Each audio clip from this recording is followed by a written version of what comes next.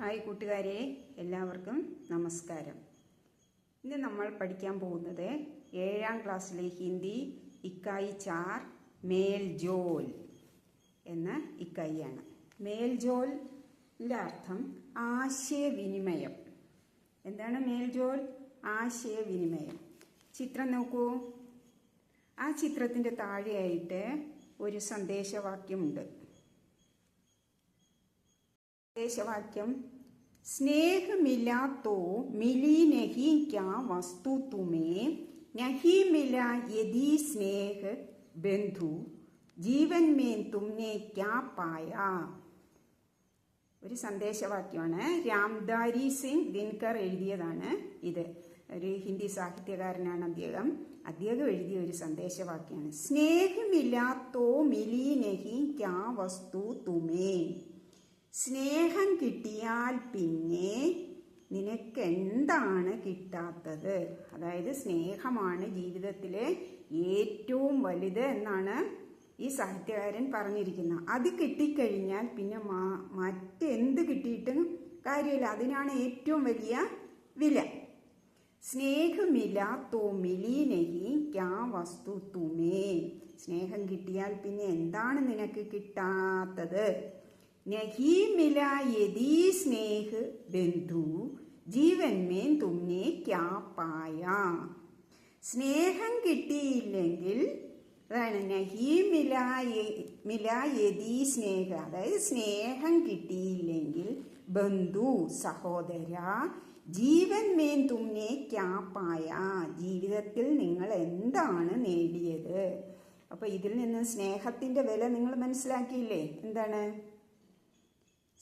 ജീവിതത്തിൽ സ്നേഹം കിട്ടിക്കഴിഞ്ഞാൽ പിന്നെ മറ്റൊന്നും നമുക്ക് ആവശ്യമില്ലെന്നാണ്. സ്നേഹിക്കാൻ ഒരാളുണ്ടെങ്കിൽ അല്ലെങ്കിൽ സ്നേഹം കിട്ടിക്കഴിഞ്ഞാൽ ജീവിതം വിജയിച്ചു എന്നാണ്, അല്ലേ? സ്നേഹത്തിനാണ് ജീവിതത്തിൽ ഏറ്റവും വലിയ വിലയുള്ളത്. അത് കുട്ടികളും പേരൻസും പിന്നെ ഭാര്യ ഭർത്താവ് അധ്യാപകർ കുട്ടികൾ ഇങ്ങനെ അവർ തമ്മിലുള്ള ആ സ്നേഹമാണ് ഏറ്റവും വലുത്. സ്നേഹം കിട്ടിയില്ലെങ്കിൽ ജീവിതം ആകെ താറുമാറാവും, അല്ലേ? വരികൾ നോക്കൂ. സ്നേഹമില്ല തോ മിലി നഹി ക്യാ വസ്തു തുമേ, നഹി മില യദി സ്നേഹ ബിന്ദു, ജീവൻ മേൻ തുമ്നെ ക്യാ പായ. അതായത് ജീവിതത്തിൽ നമുക്ക് സ്നേഹം കിട്ടിക്കഴിഞ്ഞാൽ പിന്നെ നമുക്ക് വേറൊന്നും വേണ്ട. സ്നേഹം കിട്ടാതെ നമുക്ക് എന്തൊക്കെ കിട്ടിയിട്ടും ഒരു കാര്യമില്ല. കുറേ സമ്പാദിച്ചു വെച്ചിട്ടോ വലിയ കൊട്ടാരങ്ങൾ ഉണ്ടാക്കിയിട്ടോ ഒന്നും ഒരു കാര്യമില്ല. സ്നേഹമാണ് വലുത്. നോക്കൂ. 1 से 21 तक लिखा है. 21 എന്ന് പറഞ്ഞാൽ 31. നമ്മൾ പഠിച്ചതാണ്. നിങ്ങൾ 7ാം ക്ലാസ്സിലല്ലേ, 5ാം ക്ലാസ് മുതൽ പഠിക്കുന്നതല്ലേ ഹിന്ദി എണ്ണൽ സംഖ്യകൾ.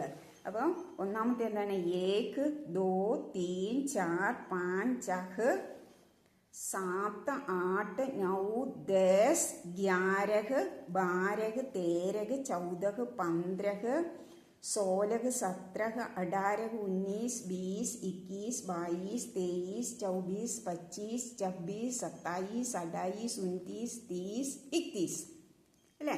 30 കഴിഞ്ഞിട്ട് 30 30 31 എന്ന് പറയുമ്പോൾ 31, അല്ലേ? അപ്പോൾ 1 2 31 വരെ നമ്മൾ ഹിന്ദി ഒന്നുകൂടെ പഠിച്ചു വെക്കുക. നമ്മൾ പഠിച്ചതാണ്, ഒന്നുകൂടി പഠിച്ചു വെക്കുക. ഇനി നോക്കുക, അടുത്ത കോളത്തിൽ നോക്കൂ. മാസങ്ങൾ, ഇംഗ്ലീഷ് മാസങ്ങളുടെ പേരുകളാണ്. ജനുവരി, ഫെബ്രുവരി, March, April, May, June, July, August, September, October, November, December. അപ്പം ജനുവരി, ഫെബ്രുവരി, മാർച്ച്, ഏപ്രിൽ എന്ന് പറഞ്ഞാൽ April, May, June, July, August, August, September, October, November, December. മാസങ്ങളുടെ പേരുമായി. ഈ 31 വന്നത്, ഈ ദിവസത്തിൻ്റെ എണ്ണൽ സംഖ്യ 31 വന്നത് മാസത്തിൽ 30, 28, 29, 31 ഇങ്ങനെ ദിവസങ്ങളില്ലേ. മാക്സിമം 31 ആയതുകൊണ്ടാണ് 31 ദിവസം കൊടുത്തത്. ഇനി നോക്കൂ, ഒരു പെൺകുട്ടിയുടെ ചിത്രമാണ് കൊടുത്തിരിക്കുന്നത്, അല്ലേ? Men Nimmi who. ആ പെൺകുട്ടിയുടെ പേരെന്താണ്? നിമ്മി, ഞാൻ നിമ്മിയാകുന്നു. 10 അഗസ്റ്റ് 2012 മേരാ ജന്മദിൻ ഹേ. 2012 അഗസ്റ്റ് 10-ാം തീയതി എൻ്റെ ജന്മദിനമാകുന്നു. അപ്പം എന്നെ പരിചയപ്പെടുത്തി എൻ്റെ ജന്മദിനവും പറഞ്ഞു. ആരാണ് പറഞ്ഞത്? നിമ്മി. നിമ്മിയല്ലേ പറഞ്ഞേ? മേ നിമ്മി ഹൂം 10 അഗസ്റ്റ് 2012 മേരാ ജന്മദിൻ ഹേ. 2000 1000-ന് ഹസാർ എന്ന് പറയും, 2000-ന് ദോ ഹസാർ എന്ന് പറയും. ദോ പറഞ്ഞാൽ 2, ഹസാർ 1000, 2000. 2012 12-ന് എന്താ പറയാ? നോക്കൂ, ബാരഹ് അല്ലേ? അങ്ങനെ കണ്ടുപിടിച്ച് എഴുതുക. 10 അഗസ്റ്റ് 2012 മേരാ ജന്മദിൻ ഹേ. അപ്പം നമുക്കിനി നമ്മളെക്കുറിച്ച് എഴുതാം അല്ലേ?